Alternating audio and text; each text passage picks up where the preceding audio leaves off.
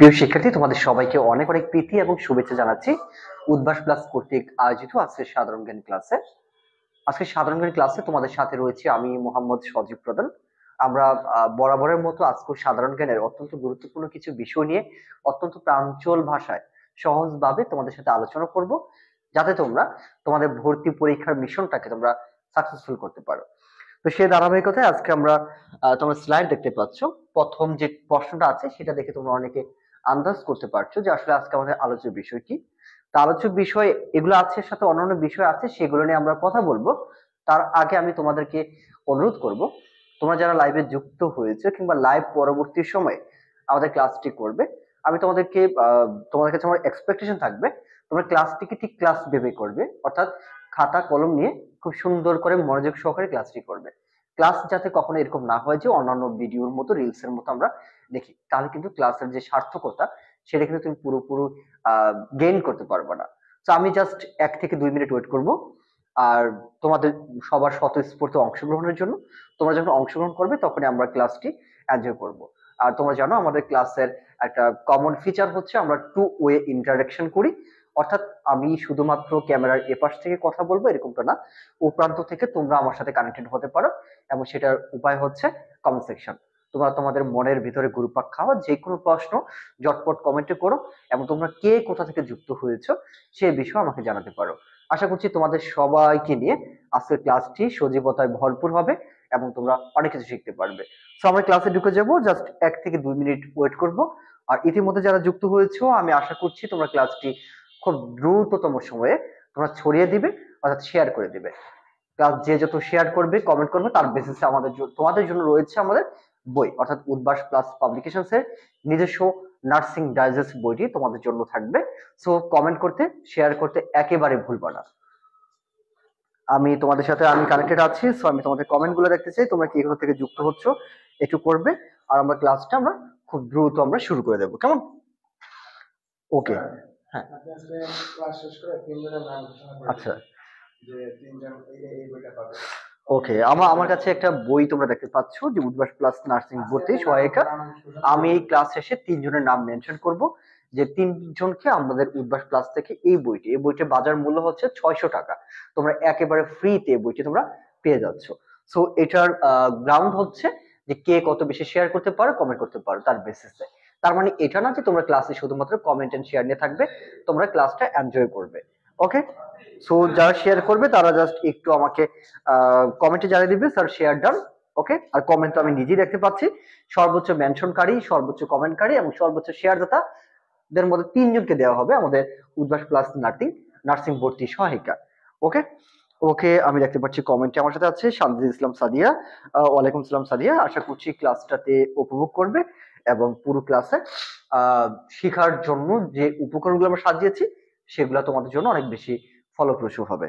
ওকে, আমি কিঞ্চিত অসুস্থ, আশা করছি তোমরা সেই বিষয়টা একটু ইতিবাচক দিক থেকে দেখবে। তো আমরা চলে যাই, আজকে ক্লাসটি হচ্ছে কাইন্ড অফ আমাদের কুইজ টাইপ, অর্থাৎ আমাদের এখানে কোশ্চেন থাকবে এবং সেই কোশ্চেনের বেসিসে তোমাদের কমেন্টে উত্তরটা আমি দেখবো।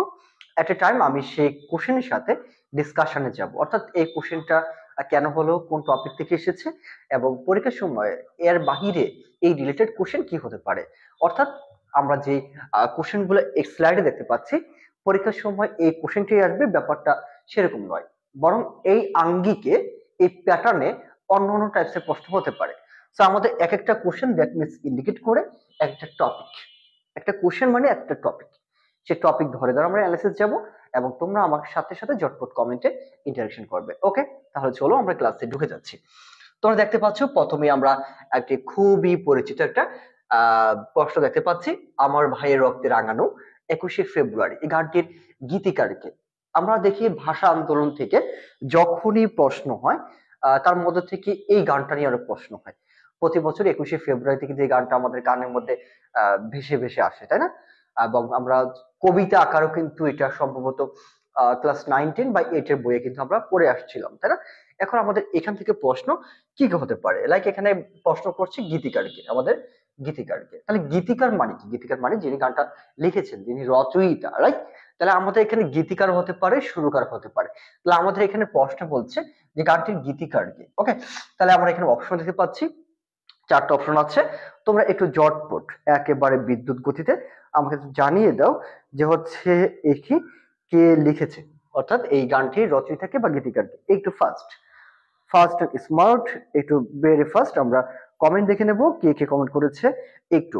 ওকে, আমাদের সাথে যুক্ত হয়েছে নিতু বাড়াই, ওকে, তারপরে সুরাইয়া আছে, সুরাইয়া ইসলাম আছে, তারপর আছে নাহলা নীলুফা আছে আমাদের সাথে, তারপর রাখিবালা আছে, ওকে ওকে, নূপুর বিশ্বাস আছে আমাদের সাথে, ওকে নূপুর বিশ্বাস, ওকে, এখানে অনেকেই কানেক্টেড আছো আমরা দেখতে পাচ্ছি। আশা করছি তোমরা শেষ অবধি থাকবে আমার সাথে। ওকে, তাহলে আমরা তোমাদের জাস্ট উত্তর ফার্স্ট একেবারে তোমাদের ডিসপ্লের দিকে চোখ থাকবে এবং জাস্ট কুইজ টাইপ, এবং তোমাদের জন্য কিন্তু আমি বলে দিয়েছি মানে আজকে ক্লাস শেষে আমি তিনজনকে এই বইয়ের নাম মেনশন করব, এবং তোমরা আগামীকাল সরাসরি আমার ক্লাস আছে, তোমরা অফিসে এসে আমার কাছ থেকে বইটা নিয়ে যাবা। অফিসে আসবা সেই তিনজন, এসে আমার সাধারণ জ্ঞান ক্লাস আছে আগামীকাল সকালে, তোমরা এসে আমার হাত থেকে বইটি নিয়ে যাবা তিনজন। ওকে, এই বইটার কিন্তু প্রাইস কিন্তু অনেক, হ্যাঁ, বাহিরে কিনতে গেলে তোমার 600 টাকা লাগবে বইটা কিনতে। ওকে ওকে, অনেকে বলেছে তামিমা ইসলাম বলছে বি, ওকে, মুর্শিদা খানম বলেছে বি, সে তো বলেছে বি, নিতু বড়াই বলেছে বি, ওকে, তারপর আছে চন্দ্রিকা বিশ্বাস, রাখিবালা, তারপর আছে তিতলা বিশ্বাস, ওকে, তারপর তমাবালা বলছে নমস্কার sir, okay, Tamabala, okay, thank you thank you.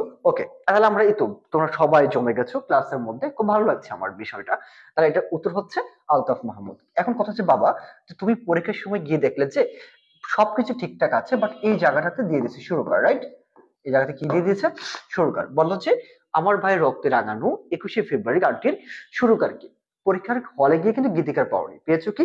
সুরকার। তখন সেখানে আমাদের উত্তরটা কি হতে পারে? হ্যাঁ, এখন সুরকার প্রসঙ্গে যখন আমরা এই গান নিয়ে কথা বলি, তোমরা জানো সেটার উত্তর হয় দুইটা, তাই না? প্রথম সুরকার কে এবং বর্তমান সুরকার কে। এই গান প্রসঙ্গে যখনই আমরা কথা বলি দুইজন সুরকার পাই। আমরা দেখতে পাই আমার ভাইয়ের রক্তে রাঙানো 21শে ফেব্রুয়ারি এই গানটির প্রথম সুরকার হচ্ছেন আব্দুল লতিফ। আব্দুল লতিফ তিনি হচ্ছেন প্রথম সুরকার, এবং বর্তমানে যে সুরে সুরে আমরা গানটা শুনি, যে সুর আমাদের হৃদয়কে জয় করে নেয়, সেই সুরকার হচ্ছে আলতাফ মাহমুদ। তাহলে আমরা এখানে কি জানবো? আমরা এখানে দুইজন মানুষের নাম জানবো, দুইজন মহান মানুষের নাম জানবো, গুণী মানুষের নাম জানবো।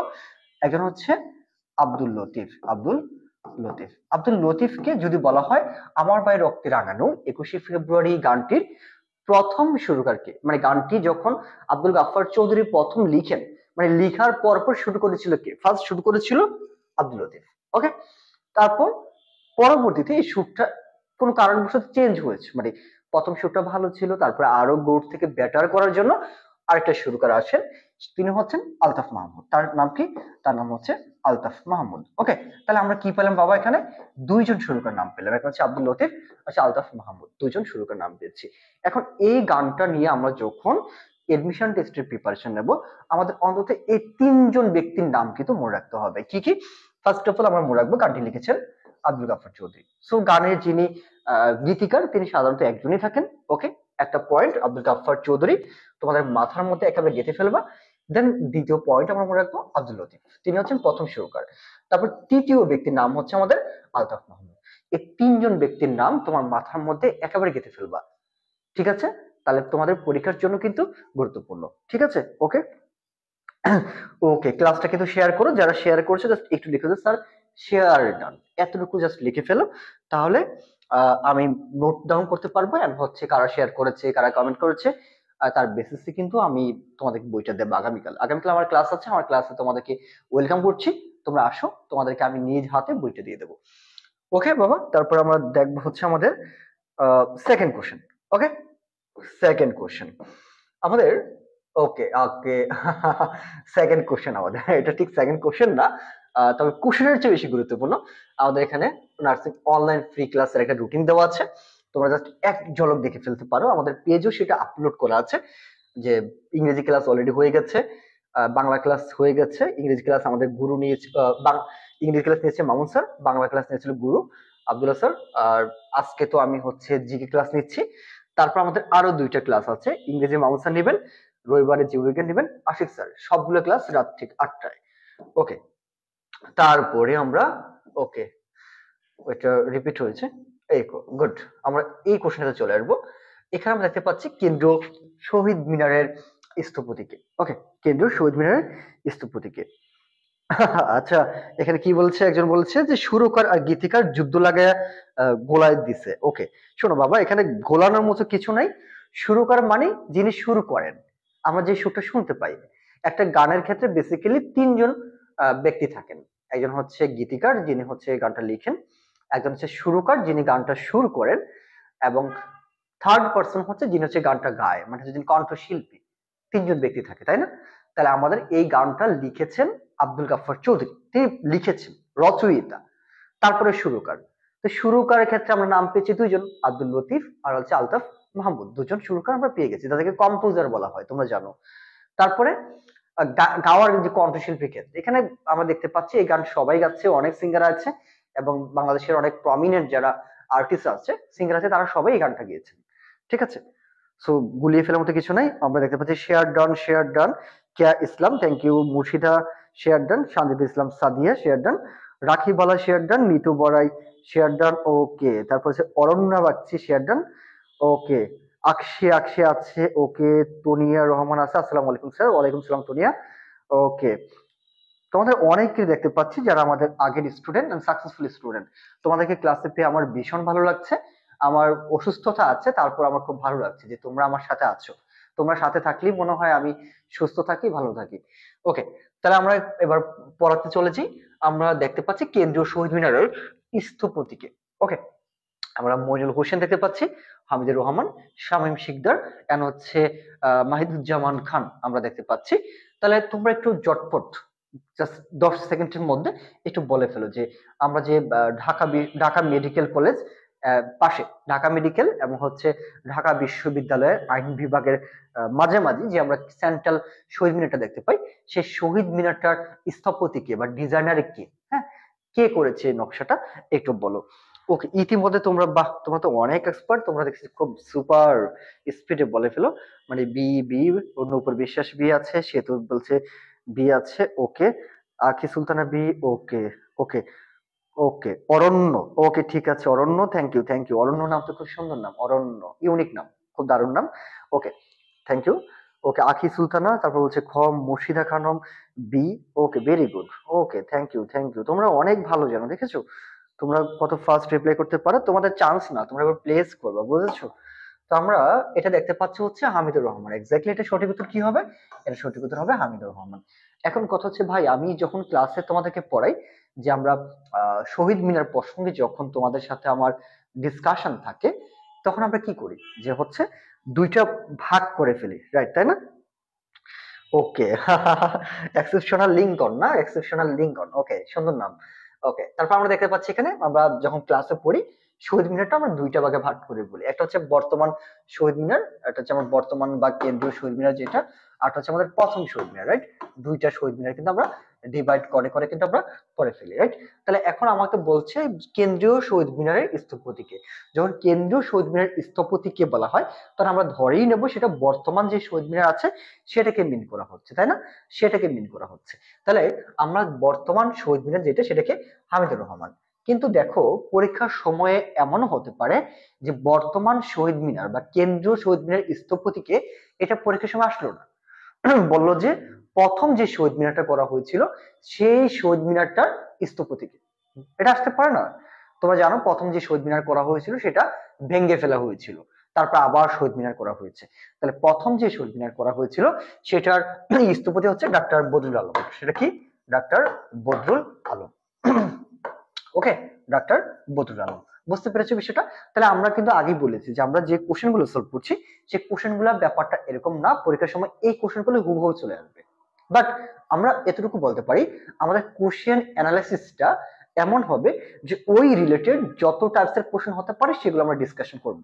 এত করে কি হবে, তুমি কোশ্চেন সলভ না, কোশ্চেন সলভিং এর ভিতর দিয়ে তুমি অর্থাৎ টপিক সম্পর্কে বেসিকটা তুমি ক্লিয়ার করে ফেললা। দ্যাট ইজ হোয়াই প্রশ্ন যেভাবে আসুক না কেন, ইউ ক্যান সলভ ইট।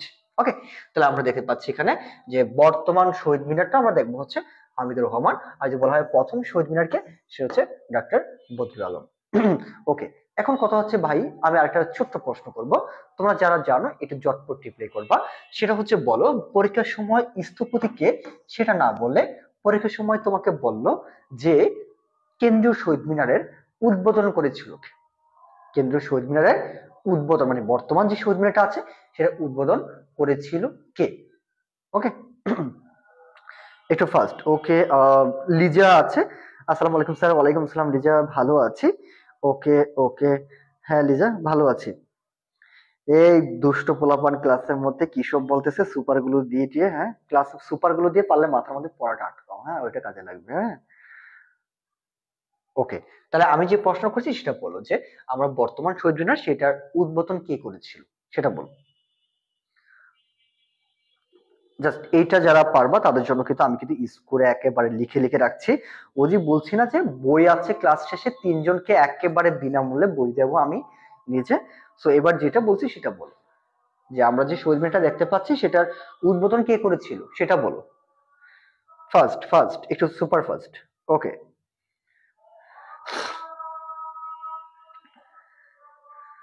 ওকে, একটু বেড়ে ফার্স্ট রিপ্লাই চাই।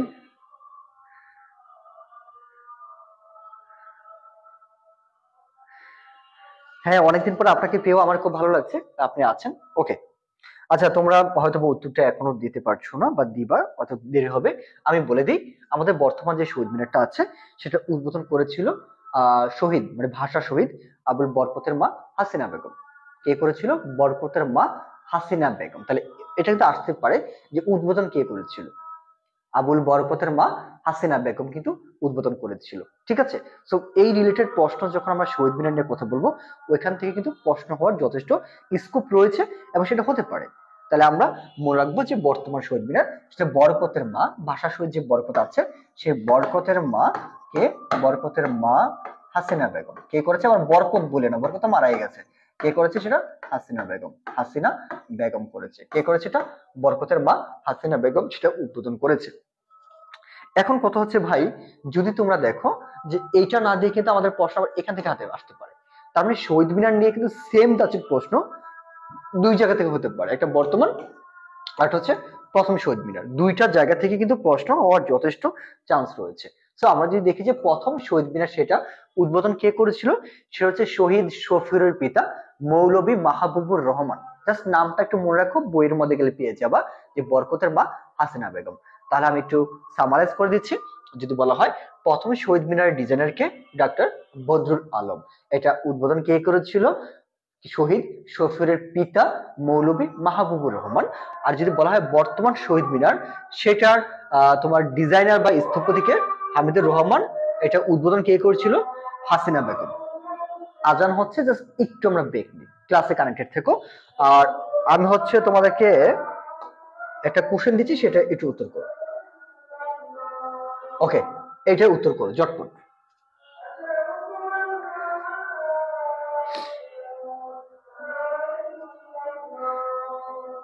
তোমরা যে ডিসপ্লেতে যে কোশ্চেনটা দেখতে পাচ্ছ সেটা একটু উত্তর করো।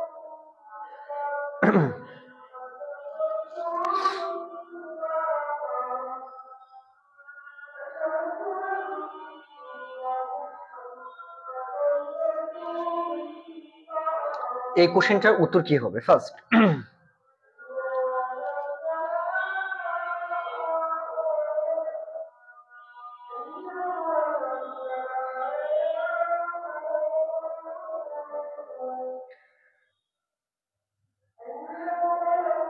ওকে, আজানটা শেষ হলে আমি কথা বলছি, তোমরা জাস্ট একটু উত্তর করো ফার্স্ট।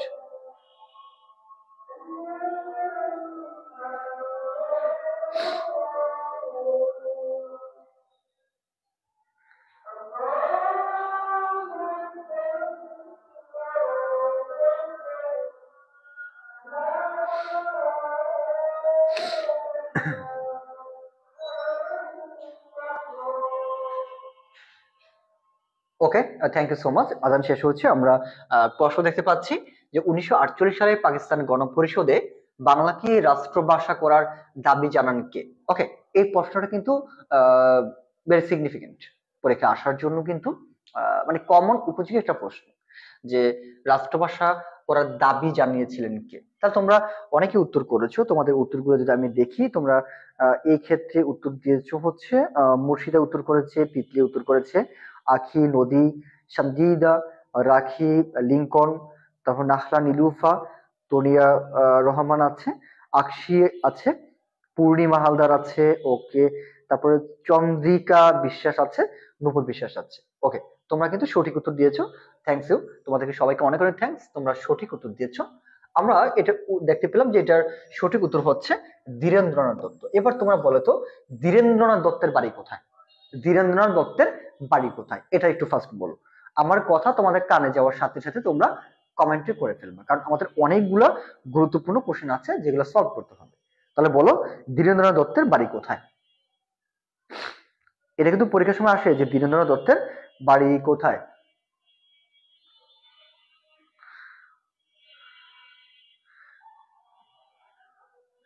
ধীরেন্দ্রনাথ দত্তের বাড়ি ফার্স্ট।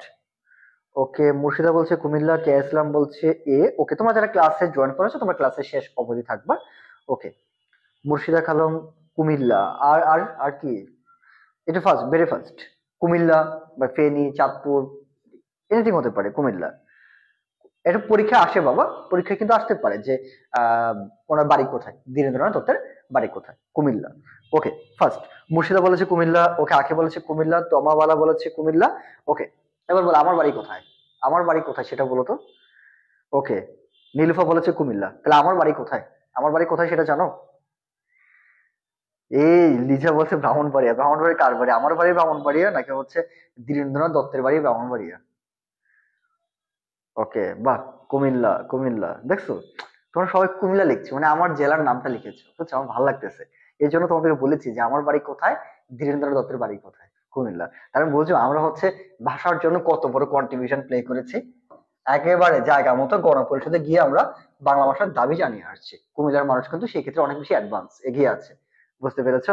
হ্যাঁ গুড, আমার বাড়ি কুমিল্লা। আমার বাড়ি কুমিল্লা না হয় অন্য কোথাও হওয়ার অপশন আছে বলো? বাংলাদেশের সবচেয়ে রয়্যাল জেলা হচ্ছে কুমিল্লা, সো এর চেয়ে ভালো জায়গাতে আমার জন্ম হতে পারে না। ওকে, তাহলে আমরা দেখতে পাচ্ছি যে ধীরেন্দ্রনাথ দত্তের বাড়ি হচ্ছে কুমিল্লা। এটা আসে পরীক্ষার সময় যে ধীরেন্দ্রনাথ দত্তের বাড়ি কোথায়, কুমিল্লা।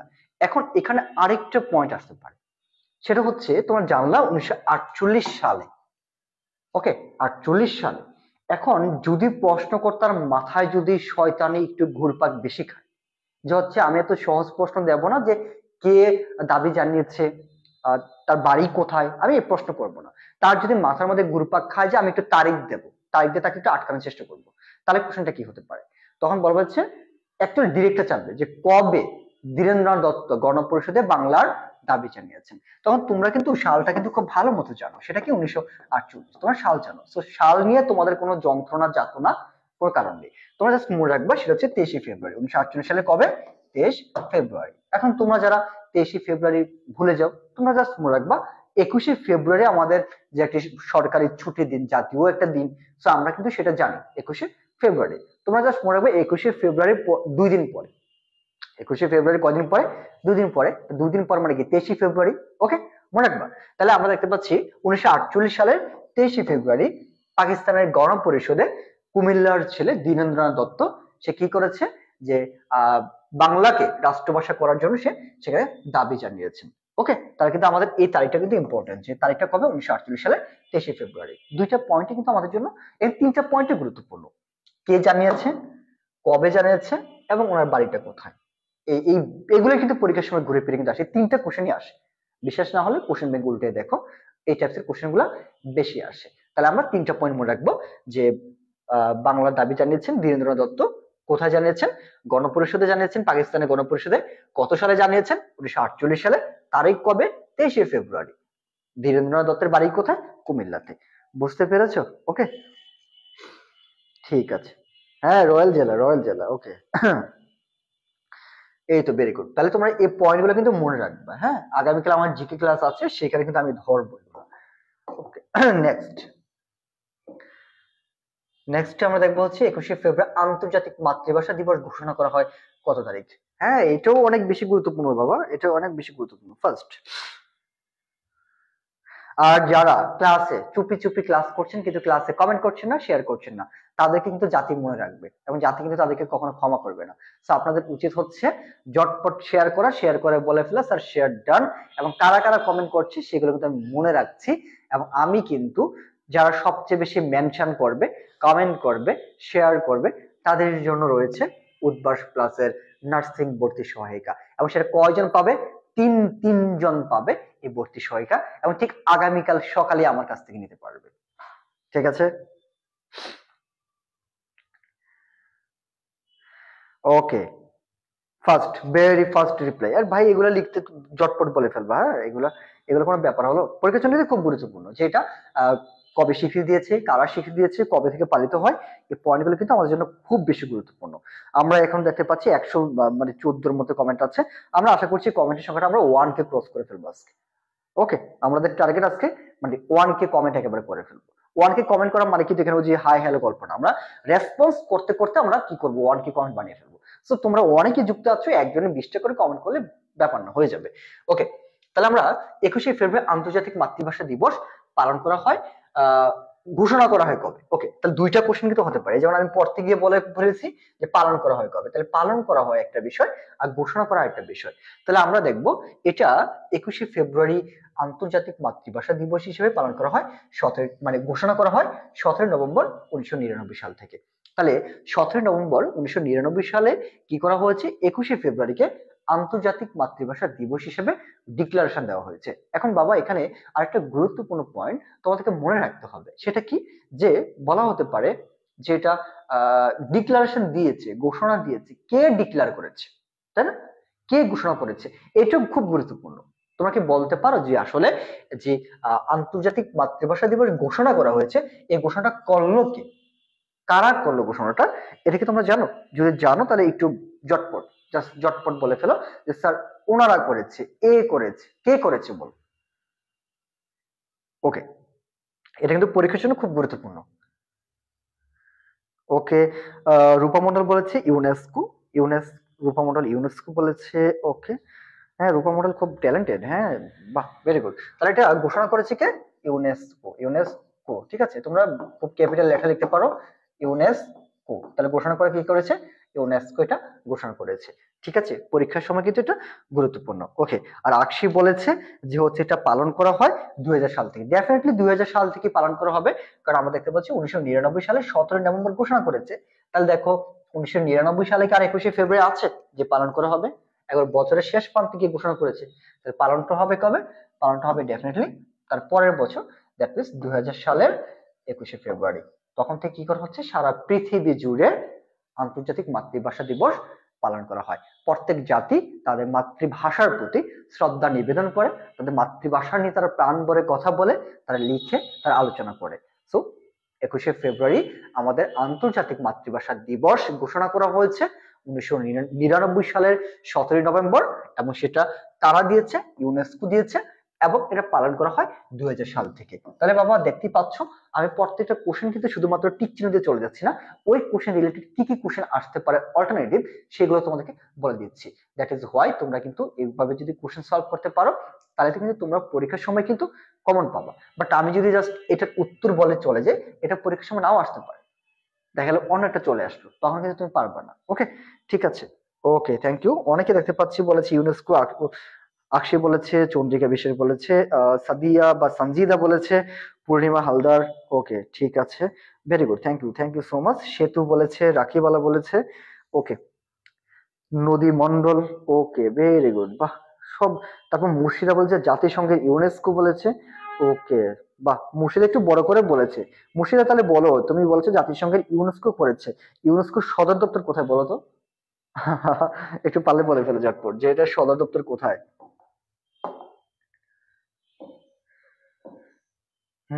হুম, ওকে, ওকে, ফাইন, ফাইন। আমরা কি দেখবো এবার, ভাষা আন্দোলনের ভিত্তিতে রচিত উপন্যাস কোনটি? রচিত উপন্যাস কোনটি? আহারে কত গুরুত্বপূর্ণ বিষয়, এখান থেকে যে প্রশ্ন কিভাবে যে আসে, মানে বুলেটের গতিতে আছে। আমার নাম স্যারের চোখে পড়ে না রে, চশমা পড়ে, চশমা পড়তে হবে, তোর নাম পড়ার জন্য চশমা পড়তে হবে। অরণ্য বাগচি, অরণ্য বাগচি, অরণ্য হচ্ছে বেশি বেশি করে কমেন্ট করতে হবে, হ্যাঁ অরণ্য, এবং শেয়ার, শেয়ার, প্রচুর শেয়ার। অরণ্য, ওকে। এ মুর্শিদা জেনেভা না, এটা হচ্ছে ফ্রান্সের প্যারিসে। ইউনেস্কোর সদর দপ্তর কোথায়? ফ্রান্সের প্যারিসে, ফ্রান্সের প্যারিসে, ঠিক আছে, প্যারিসে এটা সদর দপ্তর হচ্ছে, ঠিক আছে, মনে রাখবা। বিশ্ব খাদ্য সংস্থা, হ্যাঁ ওইগুলো হচ্ছে, তারপর হচ্ছে তোমার হচ্ছে কি বলা হয়, বিশ্ব বাণিজ্য সংস্থা আছে, তারপর হচ্ছে তোমার বিশ্ব তোমার আন্তর্জাতিক বুদ্ধিবৃত্তিক সম্পত্তি সংস্থা, তারপর হচ্ছে বিশ্ব আবহাওয়া সংস্থা বা জলবায়ু যে সংস্থা আছে, ওয়ার্ল্ড মেট্রোলজিক্যাল অর্গানাইজেশন, সেগুলো হচ্ছে জেনেভা সুইজারল্যান্ডে। আর আমাদের ফ্রান্সে অবস্থিত হচ্ছে ইউনেস্কো। ইউনেস্কো কি নিয়ে কাজ করে? শিক্ষা সংস্কৃতি নিয়ে, শিক্ষা বিজ্ঞান এবং হচ্ছে তোমার সংস্কৃতি নিয়ে কাজ করে, তাই না? ওকে, ভেরি গুড। তাহলে আমরা এবার চলে যাই আমাদের কোশ্চেনে। ভাষা আন্দোলনের ভিত্তিতে রচিত উপন্যাস কোনটি? খুব সুন্দর প্রশ্ন বলো। আরেক ফাল্গুন, রাইফেল রুটে আওরাত, কবর, আমি বিজয় দেখেছি। ওয়াও, কি দারুণ দারুণ না? আমি বিজয় দেখেছি, আমি তোমাকে দেখেছি, দারুণ তো। ওকে, বলো।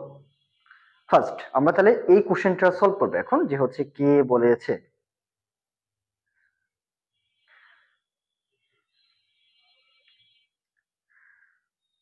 Very first. ওকে,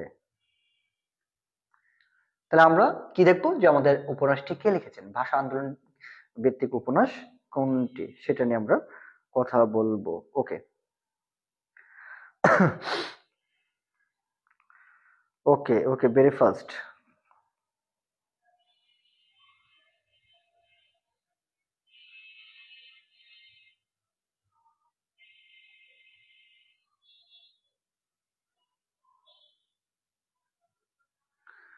ওকে, তোমরা অনেকে অলরেডি উত্তর করেছো। রূপা বলেছে এ, সঞ্জিদা এ, অরণ্য এ, কেয়া এ, তমা বলেছে এ। দ্যাট মিনস হচ্ছে আরেক ফাল্গুন, আরেক ফাল্গুন। ওকে, তোমরা যারা এটাকে এ বলেছো, তার মানে হচ্ছে এটা সঠিক উত্তর দিয়েছো। এখন কথা হচ্ছে, আমরা আগেই বলেছি আমরা যে কোশ্চেন সলভ করছি, এই কোশ্চেন হুবহু পরীক্ষা আসবে না, নাও আসতে পারে, কিন্তু এই কোশ্চেন বেসিসে অন্য কোশ্চেন কিন্তু পরীক্ষা আসতে পারে। তাহলে এখন খুবই রেলিভেন্ট একটা কোশ্চেন যদি আমি তোমাকে বলি, যে ভাই আরেক ফাল্গুন তুমি বলেছো, এই আরেক ফাল্গুনের রচয়িতা কে? কে লিখেছে এটা? রচয়িতা কে? আরেক ফাল্গুনের রচয়িতা কে বলো তো? তোমরা বলো যে ভাষা আন্দোলন কেন্দ্রিক যে হচ্ছে আরেক ফাল্গুন উপন্যাসটা তোমরা বললা, সে আরেক ফাল্গুন উপন্যাসটা রচয়িতা কে? আসতে পারে না? খুবই তো রেলিভেন্ট কোশ্চেন। তাহলে বলো এটা রচয়িতা কে? ওকে, আকশি আরেক ফাল্গুন, পূর্ণিমা হালদার। ওকে, এবার হচ্ছে কে লিখেছে সেটা বল।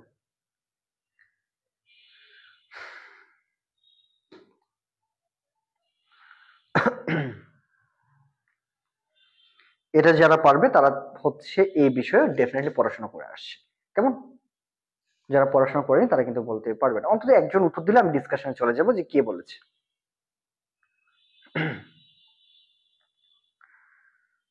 ওকে, আমি ডিসকাশনে যাচ্ছি, তোমরা একটু আমাকে কোঅপারেট করবে, আই হোপ। তাহলে আমরা দেখবো হচ্ছে আরেক ফাল্গুন, এটা হচ্ছে প্রথম উপন্যাস। আমরা দেখবো হচ্ছে ভাষা আন্দোলনকে কেন্দ্র করে প্রথম উপন্যাস। হ্যাঁ, তারপর হচ্ছে ভাষা আন্দোলন কেন্দ্রিক প্রথম হচ্ছে কি বলা হয় উপন্যাস, চলচ্চিত্র। হ্যাঁ, এই দুইটাই কে লিখেছেন? জহির রায়হান লিখেছেন। আমার খুবই পছন্দের একজন রাইটার, তাকে আমার ভীষণ ভালো লাগে, জহির রায়হান। তাহলে কে লিখেছেন? জহির রায়হান। ওকে, সেতু এবং হচ্ছে আহ, অনেকে বলছে জহির রায়হান। হ্যাঁ, দ্যাট ইজ ভেরি গুড। তাহলে আরেক ফাল্গুন যদি বলা হয় ভাষা আন্দোলন কেন্দ্রিক প্রথম উপন্যাস কোনটি, প্রথম, তাহলে সেটা কি হবে? আরেক ফাল্গুন। কে লিখেছেন? জহির রায়হান লিখেছেন। এবার যদি বলা হয় যে প্রথম চলচ্চিত্র কোনটি, তাহলে উত্তর কি হবে? যদি বলা হয় প্রথম চলচ্চিত্র কোনটি, তাহলে সেটার উত্তর হবে জীবন থেকে নেয়া। কি হবে? জীবন থেকে নেয়া, জীবন থেকে নেয়া। ঠিক আছে, জীবন থেকে নেয়া। তাহলে এই যে জীবন থেকে নেয়া এই চলচ্চিত্রটা, এটা কে করেছেন? এটার পরিচালক কে? এটা নিজে হচ্ছে কে? জহির রায়হান। তাহলে প্রথম উপন্যাস এবং প্রথম চলচ্চিত্র দুইটাই কে করেছে? দুইটাই হচ্ছে জহির রায়হান। মনে থাকবে? আরেক ফাল্গুন উপন্যাস জহির রায়হান, জীবন থেকে নেয়া সেটাও কি জহির রায়হান। তাহলে বাবা পরীক্ষার সময় প্রশ্ন হতে পারে যে ভাষা আন্দোলনের ভিত্তিতে রচিত প্রথম উপন্যাস কোনটি? আরেক ফাল্গুন। যদি বলা হয় আরেক ফাল্গুনের রচয়িতাকে, জহির রায়হান। যদি বলা হয় ভাষা আন্দোলনের বেসিসে প্রথম চলচ্চিত্র কোনটি? জীবন থেকে নেয়া। এবার যদি বলা হয় জীবন থেকে নেয়া চলচ্চিত্র, সেটার নির্মাতাকে, তাহলে সেটা হবে জহির রায়হান। বুঝতে পেরেছো? এই জীবন থেকে নেওয়া চলচ্চিত্র প্রসঙ্গে আরেকটা গুরুত্বপূর্ণ আমাদের ইনফরমেশন মনে রাখতে হবে, এই জীবন থেকে নেওয়া চলচ্চিত্রের সর্বপ্রথম জাতীয় সঙ্গীত ব্যবহার করা হয়েছে। তাহলে পরীক্ষার সময় এটা আসে যে হচ্ছে জাতীয় কোন চলচ্চিত্রে সর্বপ্রথম জাতীয় সঙ্গীত ব্যবহার করা হয়েছে, সেটা হচ্ছে জীবন থেকে নেওয়া। আই রিপিট, কোন চলচ্চিত্রে সর্বপ্রথম জাতীয় সঙ্গীত ব্যবহার করা হয়েছে, সেটা হচ্ছে জীবন থেকে নেওয়া। বুঝতে পেরেছো? তাহলে দেখো একটা অপশনকে কোড করে কিন্তু আমাদের অনেকগুলো বিষয়গুলো জানা যাচ্ছে। তুমি যদি শুধুমাত্র জাস্ট এই প্রশ্নের উত্তর জেনে যাও, ভাষা আন্দোলনের বিরুদ্ধে রচিত উপন্যাস কোনটি, উত্তর জানা আরেক ফাল্গুন, তাহলে কিন্তু তুমি আসলে একটা রিস্ক জোনে আসতে পারে, না আসতে পারে, বাট রেলিভেন্ট যে ব্যাখ্যা আছে সেগুলা ইউ মাস্ট নো। মনে থাকবে এই পয়েন্টগুলো যেগুলো বলেছি আমি। ওকে, তারপর আমরা আরেকটা ক্লাস করব, সেটা হচ্ছে ভাষা আন্দোলনকে কেন্দ্র করে আমাদের কি, আমরা তো জানলাম হচ্ছে উপন্যাস চলচ্চিত্র জানলাম, কবিতা নাটকটা কিন্তু আমাদের, কবিতা এবং নাটক, ওকে, কবিতা এবং নাটক দুইটা কিন্তু আমাদের মনে রাখতে হবে, কেমন, কবিতা এবং নাটক। তাহলে আমাদের এই ক্ষেত্রে যদি বলা হয় যে হচ্ছে ভাষা আন্দোলনকে কেন্দ্র করে প্রথম উপন্যাস, প্রথম কবিতা কোনটি, কবিতা, আমরা তো অনেক কবিতা দেখবো, বাট প্রথম কবিতা কোনটি, যদি বলা হয় প্রথম কবিতা কোনটি?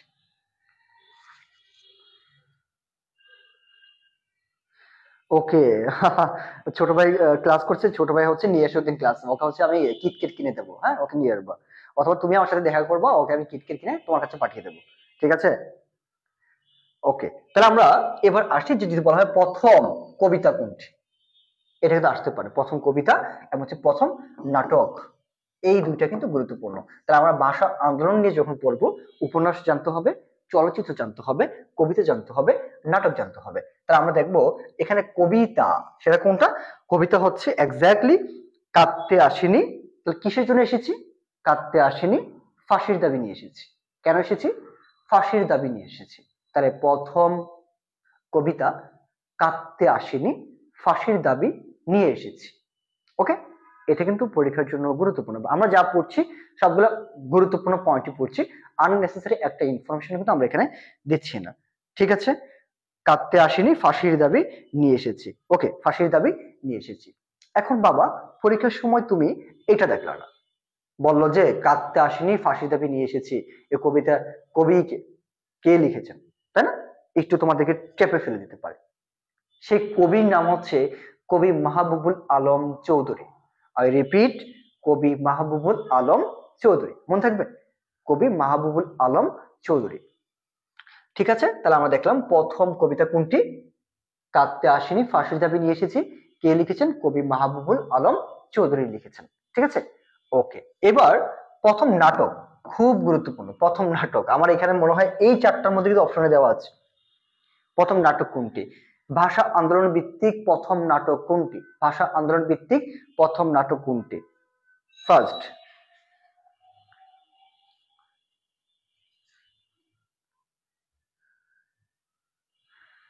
ওকে, এটা আকশি, এটা মাহবুবুর না, মাহবুবুল, হ্যাঁ, মাহবুবুল, হ্যাঁ, ল হবে, ঠিক আছে? ওকে, বই আছে, বই দেখলে তোমাদের হয়ে যাবে। এবার বলো যে প্রথম নাটক কোনটি, প্রথম নাটক কোনটি সেটা নিয়ে একটু কথা বলো। ওকে, তিতলি বলেছে কবর, তারপর হচ্ছে সানজিদা ইসলাম সাদিয়া, ওকে, আকশি, কবর মনির চৌধুরী, ভেরি গুড, মনির চৌধুরী, মনির চৌধুরী, মনির চৌধুরী, ওকে, হ্যাঁ, লিঙ্কন মনির চৌধুরী, রূপা মন্ডল মনির চৌধুরী, নিতু মনির চৌধুরী, বাহ, পূর্ণিমা মনির চৌধুরী, অরণ্য কবর, ওকে, হ্যাঁ, very good, very good, very good. তাহলে আমরা দেখতে পাচ্ছি যে প্রথম নাটক হচ্ছে মুনির, প্রথম নাটক যেটা সেটা হচ্ছে কবর, কে লিখেছেন সেটা, মুনির চৌধুরী লিখেছেন। তাহলে বাবা একটু জাস্ট আমার কথা 10 সেকেন্ড মনোযোগ সহকারে শোনো, তোমার মানে অনেকগুলো অপশন ক্লিয়ার হয়ে যাবে। যদি বলা হয় প্রথম উপন্যাস কোনটি, সেটা কি হবে, আরেক ফাল্গুন। প্রথম চলচ্চিত্র কোনটি, জীবন থেকে নেয়া, ওকে।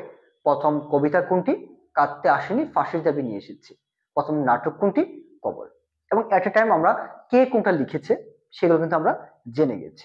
তো আই হোপ তোমাদের কিন্তু এই রিলেটেড যেই পয়েন্টগুলো আছে তোমরা কিন্তু খুব ইজিলি কিন্তু সেগুলো কিন্তু মনে রাখতে পারবে, ঠিক আছে? Thank you. আমরা নেক্সট কোশ্চেনে যাব। নেক্সট, ওয়াও ওয়াও, দারুণ তো, তমুদ্দিন মজলিস কার নেতৃত্বে গঠিত হয়েছে, একটু শক্ত, বাট তোমরা পারবে, আমি জানি তোমাদের কাছে কঠিন বলতে সব কিছু নেই, তোমরা সব পারো। তাহলে আমাদের এবার জানবো হচ্ছে তমুদ্দিন মজলিস কার নেতৃত্বে হয়েছিল। ওকে, আমার ফোনে তো চার্জ ফুরিয়ে গেছে রে,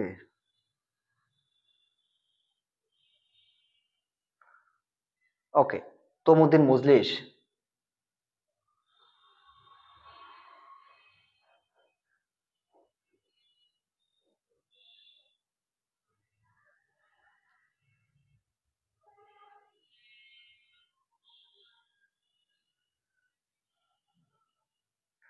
ওকে, আমার এখানে হচ্ছে নেটের প্রবলেম হচ্ছে, হ্যাঁ। সো আমার এখানে তোমাদের কমেন্টগুলো একটু দেরিতে আসে, বাট আমি দেখছি আর কি তোমাদের বিষয়গুলো। তাহলে আমরা যে বিষয়টা এখন দেখতে পাবো যে তমুদ্দিন মজলিস, আমার কথা হচ্ছে ভাই তমুদ্দিন মজলিস ব্যাপারটা আসলে কি? ওখানে হচ্ছে আসর জমিয়ে দেওয়া, তাই না? তো মজলিস, তমুদ্দিন মজলিস হচ্ছে একটা সংগঠন। কি একটা? এটা হচ্ছে তমুদ্দিন মজলিস একটা সংগঠন। এটা একটা কি? সংগঠন। এখন কথা হচ্ছে স্যার, সংগঠন তো অনেক হয়, রাজনৈতিক সংগঠন হতে পারে, বুদ্ধিবৃত্তিক সংগঠন হতে পারে, সাংস্কৃতিক সংগঠন হতে পারে। তাহলে এই তমুদ্দিন মজলিস এই আবার কোন ধরনের সংগঠন? হ্যাঁ, এই সংগঠন হচ্ছে একটি সাংস্কৃতিক সংগঠন। তাহলে তমুদ্দিন মজলিস এটা কোন ধরনের সংগঠন? এটা এটা একটা সাংস্কৃতিক সংগঠন। কেমন? এটা হচ্ছে একটা সাংস্কৃতিক সংগঠন। এবং তোমরা জানো ভাষা, ভাষাটা কি আমাদের যে মাতৃভাষা আছে, সেটা কিন্তু আমাদের সংস্কৃতির একটা পার্ট, তাই না? এটা হচ্ছে আমাদের সংস্কৃতির একটা অংশ। তাহলে তমুদ্দিন মজলিস যেহেতু ভাষা নিয়ে কাজ করেছে, দ্যাট ইজ হোয়াই এটা কি হতে পারে, এটা সাংস্কৃতিক সংগঠন। ঠিক আছে, এখন এই তমুদ্দিন মজলিস যে সাংস্কৃতিক সংগঠনটা আছে, এই সংগঠনটা কার নেতৃত্বে হয়েছিল? আমরা এখানে তিনজনের নাম দেখতে পাবো, বা তিনজনের মধ্যে এখানে যার নেতৃত্ব হয়েছে, যিনি হচ্ছে নেতৃত্ব দিয়েছেন, তিনি হচ্ছে আবুল কাশেম। কে দিয়েছিল? আবুল কাশেম। আবুল কাশেম, ঠিক আছে, তিনি ঢাকা বিশ্ববিদ্যালয়ের প্রফেসর ছিলেন, অধ্যাপক ছিলেন। তাহলে তমুদ্দিন মজলিস পরীক্ষার সময় আসতে পারে, কার নেতৃত্ব হয়েছে? আবুল কাশেম, প্রফেসর ডক্টর আবুল কাশেমের নেতৃত্ব হয়েছে, বা অধ্যাপক আবুল কাশেমের নেতৃত্ব হয়েছে। তমুদ্দিন মজলিস কোন ধরনের সংগঠন? সাংস্কৃতিক সংগঠন। তাহলে দুইটা পয়েন্ট কিন্তু এখানে হয়ে গেছে।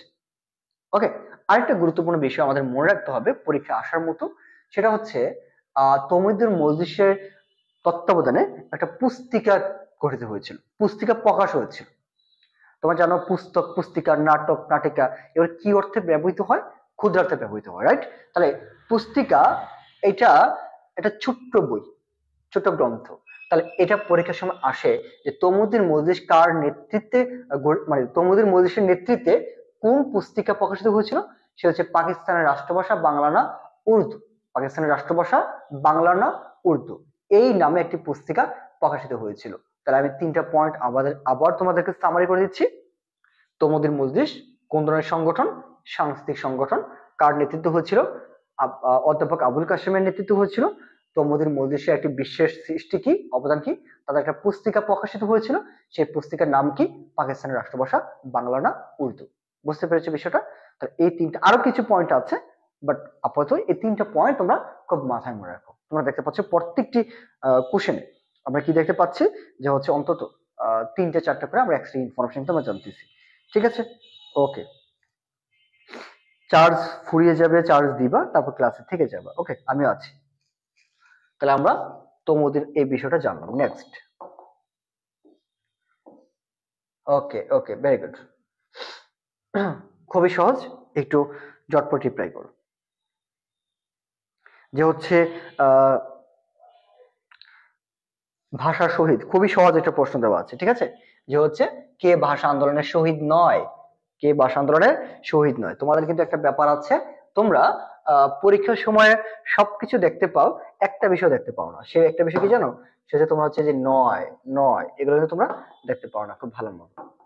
তাহলে এই যে এখানে একটা নয় বা নয় আছে, এগুলো তোমরা ভুলে যাও। যে কে ভাষা আন্দোলনের শহীদ, জাস্ট এতটুকু দেখতে পাও, আর নয়টা দেখতে পাও না। তোমরা দিয়ে দিবে কি এখানে? সালাম, জব্বর, বরকত, রফিক, শফিক, জব্বার, ভাই আমরা পড়ি না, ওইগুলো টেনে দিয়ে দিবা। তো ওই কাজ কিন্তু করা যাবে না। পরীক্ষার হলে প্রশ্নটা একটু ভালো মতো দেখতে হবে যে আসলে নয় আছে না আছে, কোটে নয় এরকম কিছু আছে কিনা। তাহলে এখানে বলা আছে যে কে ভাষা আন্দোলনের শহীদ নয়, তাহলে ভাষা আন্দোলনের শহীদ কে সেটা বলেনি, ভাষা আন্দোলনের শহীদ নয় কে সেইটা কিন্তু এখানে জানতে চেয়েছে। বুঝতে পেরেছো? তাহলে আমরা এখানে দেখতে পাবো যে সালাম, সালাম কিন্তু এখানে ভাষা আন্দোলনের শহীদ ছিল, ঠিক আছে, সালাম। তারপরে দেখবো জব্বার, জব্বার সে শহীদ ছিল। ওকে, বরকত সে কি ছিল এখানে? সেও কিন্তু শহীদ ছিল। ওকে, বরকতের মা হাসিনা বেগম, একটু আগে বললাম না আমরা, বরকতের মা হাসিনা বেগম বর্তমান বা কেন্দ্রীয় শহীদ মিনার উদ্বোধন করেছিল। তাহলে বরকত তো ভাষা শহীদ, তাই না? বরকত কে ছিল? ঢাকা বিশ্ববিদ্যালয়ের ছাত্র ছিল। বুঝতে পেরেছো? আর সালাম কি ছিল? সালাম হচ্ছে একজন পিয়ন ছিল, ঠিক আছে। আর জব্বার কি ছিল? জব্বার ছিল দর্জি ছিল, দর্জি। এগুলো তো পরীক্ষার সময় আসে যে হচ্ছে কে কোন প্রফেশনে ছিল। তো সালাম সে কি ছিল? সে হচ্ছে একজন তোমার, সে হচ্ছে পিয়ন ছিল, সুপ্রিম কোর্টের পিয়ন ছিল। জব্বার, জব্বার হচ্ছে তোমার হচ্ছে দর্জি ছিল। বরকত হচ্ছে তোমার ঢাকা বিশ্ববিদ্যালয়ের ছাত্র ছিল। আর এই যে আসাদ আছে আমাদের, সে কিন্তু ভাষা আন্দোলনের শহীদ নয়। সে শহীদ, বাট সে ভাষা আন্দোলনের শহীদ না। বুঝতে পেরেছো? সে শহীদ বাট ভাষা আন্দোলনের শহীদ না। এই আসাদ সম্পর্কে আমরা জানবো একটু পরে, গুরুত্বপূর্ণ আরো কিছু পয়েন্ট আছে মেবি। মানে আসাদ হচ্ছে আমাদের 1969 সালের যে, আমরা যেটাকে 69-এর গণ অভ্যুত্থান বলি, সে গণ অভ্যুত্থানের শহীদ হচ্ছে আসাদ। এবং তোমরা যারা মানে হচ্ছে এই আসাদ মানে গণ অভ্যুত্থান আগে পড়েছো, তোমরা কিন্তু সেখানে জেনেছো যে আইয়ুব খানের বিরুদ্ধে যে তোমার ছাত্ররা কি করেছিল, আন্দোলন করেছিল, সেখানে আসাদ হচ্ছে প্রথম শহীদ হয়েছিল। ঠিক আছে, তো আমরা একটু পর জানবো, এই টপিকটা আছে 69-এর গণ অভ্যুত্থান আমাদের লেকচারে আছে, আমরা ডিসকাশন করবো, ডোন্ট ওয়ারি। তাহলে আমরা এখান থেকে কি জানলাম? পয়েন্ট টু বি নোটেড, যে আমরা প্রশ্ন খুব ভালো মতো পড়বো। আমরা দেখবো যে পুরো প্রশ্ন পড়ার পর আসলে কি চেয়েছে, হ্যাঁ, তারপর আমরা সঠিক উত্তরে যাব। ওকে, ঠিক আছে, ওকে। আমরা নেক্সট, ওকে, এইটাও খুব ভেরি ভেরি ইম্পর্টেন্ট একটা কোশ্চেন, বাট ইজি।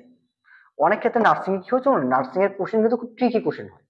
প্রশ্ন সহজ হবে কিন্তু ভুল করে চলে আসবে, ঠিক আছে। আর আমাদের একটা নেচার হচ্ছে এমন যে আমরা সহজ বিষয় এত বেশি পড়ি, মানে কঠিন বিষয় এত বেশি পড়ি, সহজ বিষয়গুলো পরবর্তীতে আমাদের কাছে খুবই কঠিন হয়ে যায়।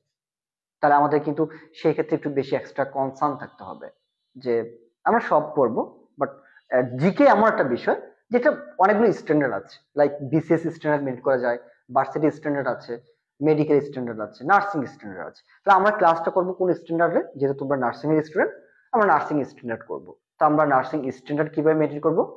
প্রিভিয়াস ইয়ারের কোশ্চেন গুলো আমরা খুব ভালো মতো সলভ করবো।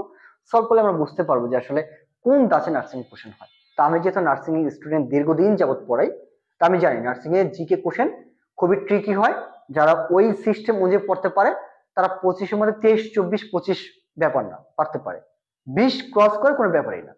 22, 23 অনেকে পায়, 24 অনেকে পায়। আমার স্টুডেন্ট আছে যারা 25ও পেয়েছে, ঠিক আছে।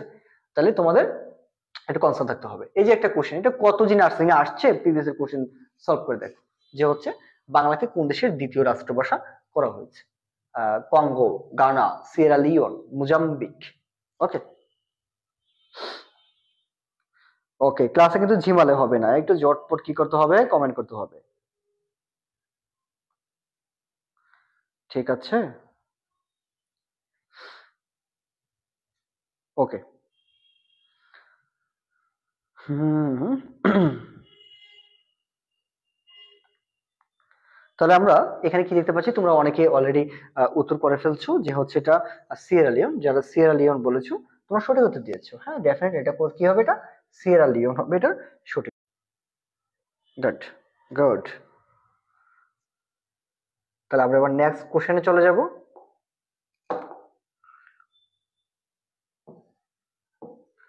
ওকে, 1954 সালের নির্বাচনে যুক্তফ্রন্ট কয় দফা ছিল? যুক্তফ্রন্ট, এই যুক্তফ্রন্ট যে হচ্ছে, যুক্তফ্রন্ট প্রসঙ্গে তোমরা কি কি জানো সেটা একটু বলো, তারপর আমি ডিসকাশনে চলে যাব। এখানে কিন্তু খুব গুরুত্বপূর্ণ পয়েন্ট আছে যেগুলো আমাদের মনে রাখতে হবে যুক্তফ্রন্ট প্রসঙ্গে।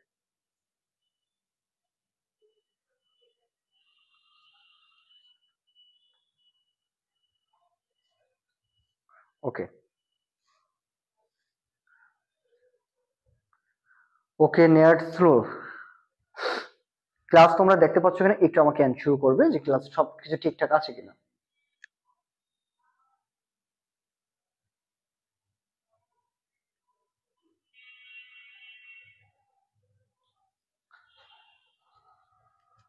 ওকে, নেটওয়ার্কের বাইরে চলে যাচ্ছে, হ্যাঁ আমি সেটা বুঝতে পারছি, আমার ক্লাসও অনেকটা আটকে যাচ্ছে।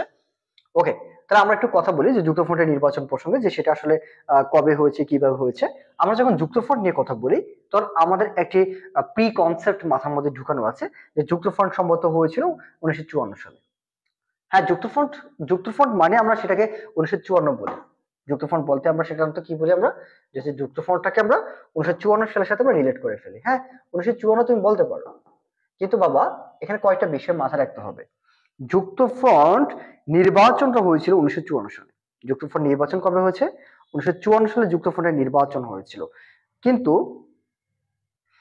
কিন্তু কথা হচ্ছে, যদি বলা হয় যে যুক্তফ্রন্ট গঠিত হয়েছিল কবে, যুক্তফ্রন্ট গঠিত হওয়ার যে প্রসঙ্গটা আছে সেখানে কিন্তু সেটা মনে রাখতে হবে 1953 সালে। কবে হয়েছে? 1953 সালে যুক্তফ্রন্ট গঠিত হয়েছে, 1953 সালে।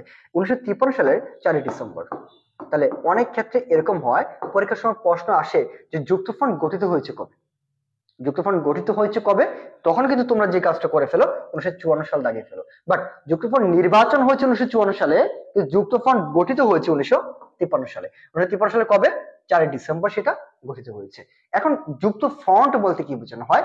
যুক্ত ফ্রন্ট, তার যুক্ত ফ্রন্ট মানে কি? যুক্ত হওয়া। কারা যুক্ত হচ্ছে? অনেকগুলো front, that means political party যুক্ত হচ্ছে। কয়টা রাজনৈতিক দল যুক্ত হয়েছে? আমরা দেখতে পাবো এখানে 4টা রাজনৈতিক দল যুক্ত হয়েছে। কয়টা রাজনৈতিক দল? 4টা রাজনৈতিক দল এখানে যুক্ত হয়েছে। ওকে, সে 4টা রাজনৈতিক দল কি কি ছিল? আমরা দেখি আওয়ামী লীগ ছিল, কৃষক পার্টি ছিল, গণতন্ত্রী দল ছিল, তারপর হচ্ছে আমরা দেখতে পাবো সেখানে হচ্ছে এটা ছিল নেজামি ইসলাম ছিল। আরটা কি ছিল? নেজামি ইসলাম। তাহলে যুক্ত ফ্রন্ট বলতে আমরা কয়টা রাজনৈতিক দলকে বুঝবো? যুক্ত ফ্রন্ট বলতে আমরা 4টা রাজনৈতিক দলকে বুঝবো। আওয়ামী লীগ ছিল, কৃষক প্রজা পার্টি ছিল, গণতন্ত্রী দল ছিল, নেজামি ইসলাম ছিল। এই 4টা রাজনৈতিক দল একসাথে গঠিত হয়, একসাথে তারা কি করে? যুক্ত হয়। কবে গঠিত হয়? 1953 সালের 4 ডিসেম্বর তারা গঠিত হয়েছে। বুঝতে পেরেছো? যখন যুক্ত ফ্রন্ট নিয়ে কথা বলবো তোমরা কিন্তু এইটা মাথায় রেখো না যে যুক্ত ফ্রন্ট মানে সেটা 54। যুক্ত ফ্রন্টের অনেক পয়েন্ট আছে, সেটা 53 সাল মানে গঠিত হওয়ার প্রসঙ্গটা। ঠিক আছে? ওকে, তাহলে আমরা জানলাম যুক্ত ফ্রন্ট গঠিত হয়েছে 1953 সালে 4 ডিসেম্বর, পয়েন্ট 1। তারপর আমরা জানলাম হচ্ছে এখানে কয়টা দল ছিল? 4টা রাজনৈতিক দল ছিল, এবং সেই 4টা রাজনৈতিক দলও কিন্তু আমি বলে দিয়েছি। পরীক্ষার সময় আসতে পারে যে নিচের কোনটি যুক্ত কোন রাজনৈতিক দলটি যুক্ত ফ্রন্টের অন্তর্ভুক্ত ছিল না, সে কিন্তু পরীক্ষার সময় আসতে পারে। ওকে, তখন কিন্তু আমাদের এই 4টা রাজনৈতিক দল মনে রাখতে হবে। এবার কথা হচ্ছে এই যে 4টা রাজনৈতিক দল আছে, এই 4টা রাজনৈতিক দলের কি রয়েছে? 4টা রাজনৈতিক দল কিন্তু তারা প্রস্তাবনা দিয়েছিল, তার দফা ছিল। সেই দফা কয়টা? 21টি দফা ছিল। কয়টি দফা ছিল? 21 দফা তাদের কি ছিল? তার প্রস্তাবনা ছিল। তাহলে 21 দফা, তো তোমরা তো 21টা দফা মুখস্থ করতে পারবে, বাট পরীক্ষার জন্য তোমার যে কাজটা করতে পারো যে প্রথম দফা কোনটি সে কিন্তু পরীক্ষার সময় আসে। তাহলে দেখো কমন সেন্স যদি খাটাই আমরা, যেটা 1953 এর ঘটনা, 1954 এর ঘটনা, এবং আমরা জানি 1952 সালে আমাদের হয়েছিল ল্যাঙ্গুয়েজ মুভমেন্ট, তাই না?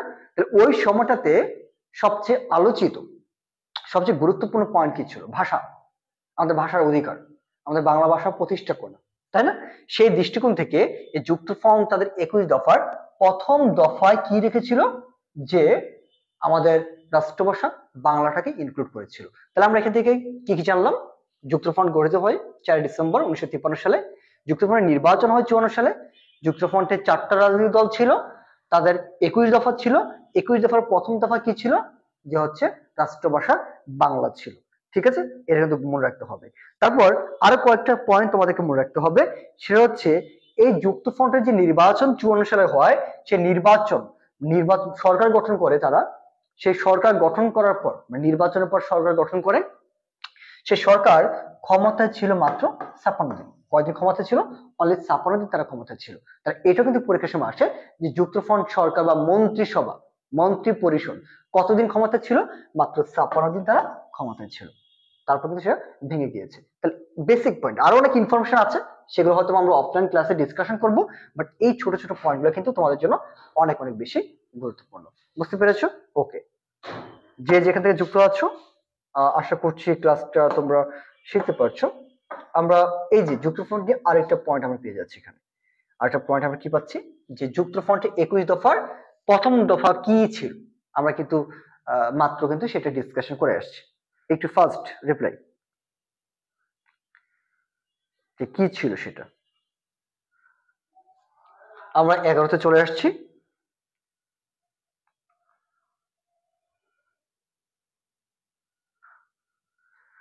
ওকে, হ্যাঁ, শেরে বাংলা একে ফজলুল হকের নেতৃত্বে গঠিত হয়েছিল। কারণ আমরা দেখেছি 4টা দলের মধ্যে একটা দল ছিল কৃষক প্রজা পার্টি, আর কৃষক প্রজা পার্টির নেতাই তো ছিল শেরে বাংলা একে ফজলুল হক। ঠিক আছে, ওকে, এখন আমরা এটা নিয়ে কথা বলি যে কোশ্চেনটা আছে।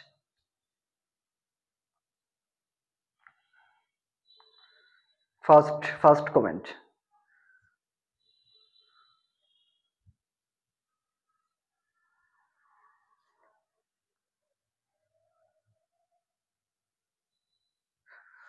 ওকে, তাহলে আমরা 11তে অনেকে উত্তর করা শুরু করেছি। 11তে অনেকে বলেছে হচ্ছে আমাদের এ এ ওকে, কে বলেছে এ, ঠিক আছে।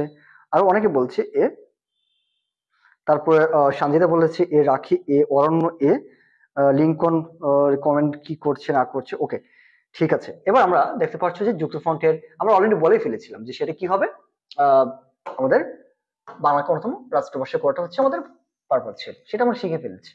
ঠিক আছে, যদি বলা তো ক্ষমতায় কদিন ছিল, 56 দিন ছিল, কবে গঠিত হয়েছে, কবে নির্বাচন হয়েছে, সো এগুলো আমরা জানি, এগুলো অলরেডি বেসিক বিষয়গুলো আমরা ডিসকাশন করে ফেলেছি। সো আমরা এখানে খুব বেশি টাইম না দিই, আমরা তারপর চলে যাব ওকে শিক্ষা আন্দোলন। ওকে হ্যাঁ ওকে, তো তৎকালীন পাকিস্তানের শিক্ষা আন্দোলন হয় কত সালে? শিক্ষা আন্দোলন, এটা একটু ইউনিক কনসেপ্ট। শিক্ষা আন্দোলন হয়েছিল কবে?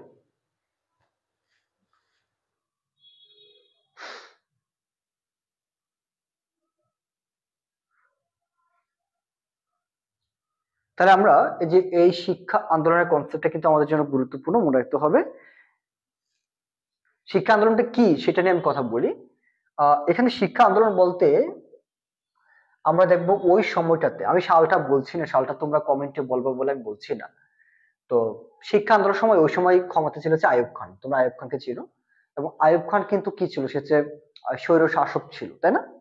আইয়ুব খান স্বৈর শাসক ছিল, এবং তোমরা জানো আহ ওই সময়টাতে সর্বপ্রথম মানে মার্শাল ল জারি করে কে? ইস্কান্দার মির্জা সর্বপ্রথম মার্শাল ল জারি করে, তাই না? মার্শাল ল সর্বপ্রথম তিনি জারি করেন, এবং ইস্কান্দার মির্জা মার্শাল ল জারি করে 1958 সালে তিনি প্রধান সামরিক কর্মকর্তা হিসেবে নিয়োগ দেন কাকে? আইয়ুব খানকে।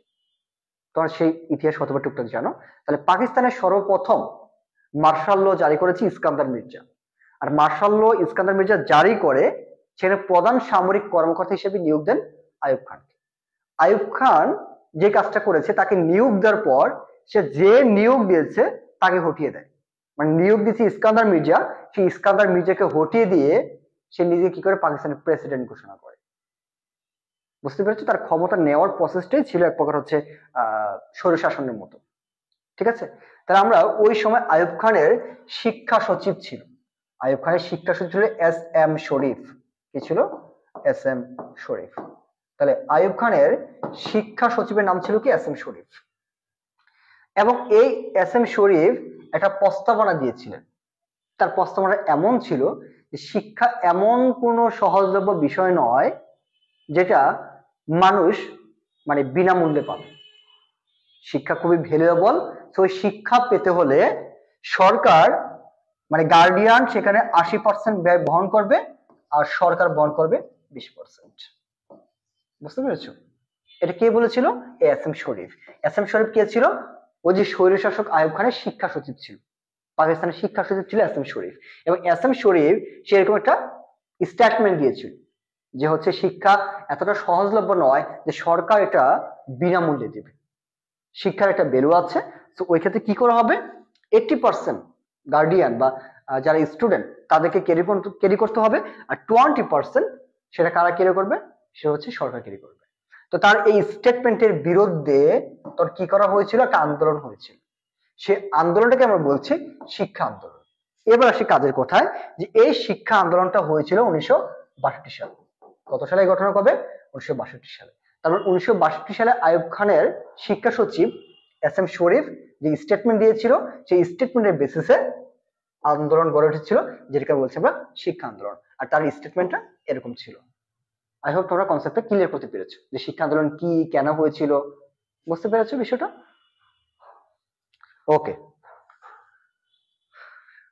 ঠিক আছে, তারপর আমরা নেক্সট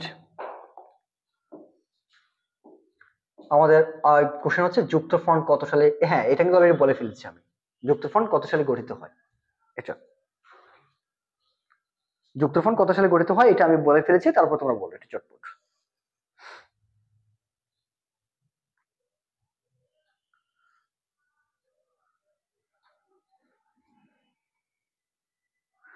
তো যুক্তফ্রন্ট নিয়ে আমাদের ডিসকাশন ছিল, আর সেগুলোর অনেকগুলো ইনফরমেশন তোমাদেরকে দিয়েছি। আমাদের এটা কিন্তু ছিল একটা, যে এটা কত সালে গঠিত হয়। অনেক কিন্তু ভুল করে যে যুক্তফ্রন্ট দেখলে তারা মানে হচ্ছে এক প্রকার কমন মিস্টেক, যেটা যেটা হচ্ছে তারা 54 54 সবকিছু 54 দেখে ফেলে। যুক্তফ্রন্ট মানে 54 এরকমটা ভাবে না। যুক্তফ্রন্ট আমি কিন্তু সেটা কিন্তু ভিন্ন অ্যান্সার হতে পারে। যুক্তফ্রন্ট কত সালে গঠিত হয়, এটা উত্তর কি হবে? 1953 সালে সেটা গঠিত হয়েছিল। ঠিক আছে, এবং সেটা কত তারিখে সেটাও কিন্তু আমরা বলে দিয়েছিলাম যে 4 ডিসেম্বর যুক্তফ্রন্ট গঠিত হয়েছিল। ঠিক আছে, তাহলে এটা কিন্তু আমরা জেনেছি যুক্তফ্রন্ট প্রসঙ্গে। ওকে, এই যে কমন মিস্টেক অনেকে করেছে। নূপুর বলেছে বি। এই তো আমি জানি যে যুক্তফ্রন্ট মানে অনেকে বি বলবে, এটা বলা যাবে না বাবা, এখানে কতগুলো ব্যাপার আছে। যুক্তফ্রন্ট মানে 54 না। যুক্তফ্রন্ট গঠিত হয়েছে কবে, সেটা হচ্ছে 53। আর যুক্তফ্রন্ট নির্বাচন কবে, সেটা হবে 54। তো 53 54 মধ্যে তোমরা ভুল করো বলেই আমি এই প্রশ্নটা কিন্তু বারবার টেনেছি। ঠিক আছে, আমরা এরপর আরেকটা পয়েন্ট আছে, সেটা হয়তো আমাদের স্লাইডে নেই, বাট আমি বলছিলাম যে আমি ডিসকাশন করব। ঠিক আছে, সেটা হচ্ছে আমাদের 69-এর গণ অভ্যুত্থান। আমরা যেটাকে জানি 69-এর গণ অভ্যুত্থান। এই পয়েন্টটা আমাদের আজকে একটু ডিসকাশন করতে হবে, বিকজ এখানে রিলেটেড একটা কোশ্চেন ছিল। সেই কোশ্চেনটা কি ছিল? ওই যে শহীদ আসাদ। ঠিক আছে, শহীদ আসাদ।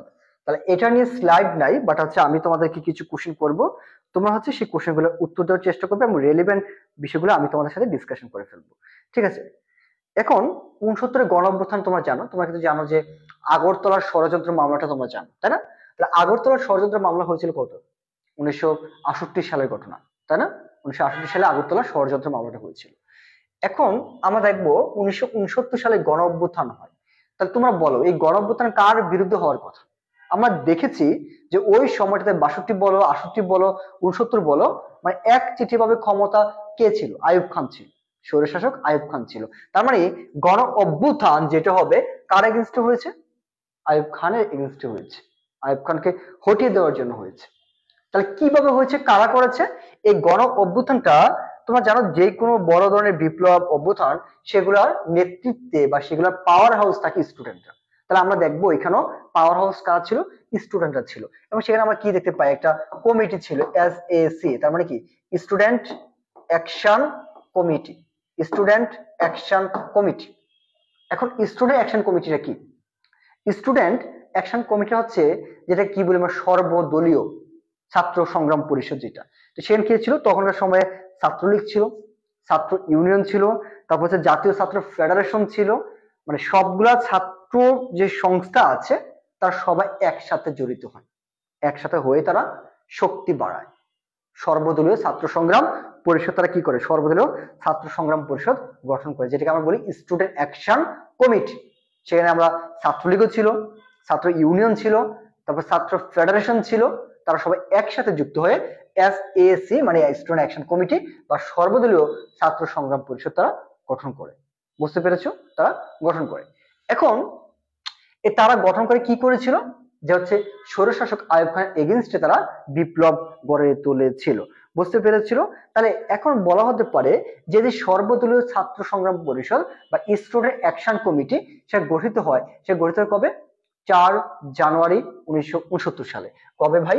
4 জানুয়ারি 1969 সালে সেটা করে। 4 জানুয়ারি 1969। 1969 তো তোমরা জানোই, কারণ গণ অভ্যুত্থানটা জানো যে 69-এর গণ অভ্যুত্থান। 69 কত তারিখে? 4 জানুয়ারি। আমরা দেখেছি 4 ডিসেম্বর, সেটা কি ছিল? 4 ডিসেম্বর 1953 সাল। তোমার সেটা দেখেছিলাম যে আমাদের যুক্তফ্রন্ট গঠিত হয়েছিল। আর এইখানে আমরা দেখবো 4 জানুয়ারি 1969 সালে সর্বদলীয় ছাত্র সংগ্রাম পরিষদ বা স্টুডেন্ট অ্যাকশন কমিটি গঠিত হয়েছে। ওকে, বুঝতে পেরেছো? এই বিষয়টা কিন্তু মাথায় রাখতে হবে।